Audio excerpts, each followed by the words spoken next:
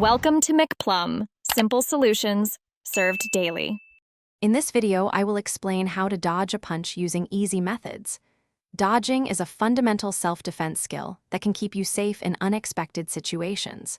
It's not about running away, but about smart, quick movements to avoid impact. We'll cover simple techniques that anyone can learn, focusing on efficiency and safety. Get ready to learn how to move like a pro and stay out of harm's way with just a few key principles. The slip is your first line of defense, a simple side-to-side head movement. Imagine a punch coming straight at your face. You just shift your head slightly to one side, letting the punch pass by your ear. It's a small, economical movement, typically moving your head only 6 to 12 inches. Keep your eyes on your opponent and use your core to pivot, maintaining your balance and readiness for what comes next. Next up is the roll, often called the bob and weave, which is perfect for wider hooks.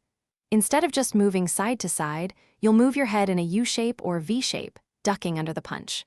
Bend your knees and waist to drop down, then come up on the opposite side of the punch's trajectory. This fluid motion keeps you balanced and allows you to quickly set up your next move, perhaps even a counterattack. Consistent practice is key to mastering these easy dodging methods. Dedicate 5 to 10 minutes each day to practicing slips and rolls, perhaps in front of a mirror or with a trusted partner throwing slow, controlled punches. Focus on smooth, efficient movements and maintaining your balance. Remember, staying calm and focused will significantly improve your reaction time and overall effectiveness when it truly matters. Keep practicing, and you'll build confidence in your self-defense skills.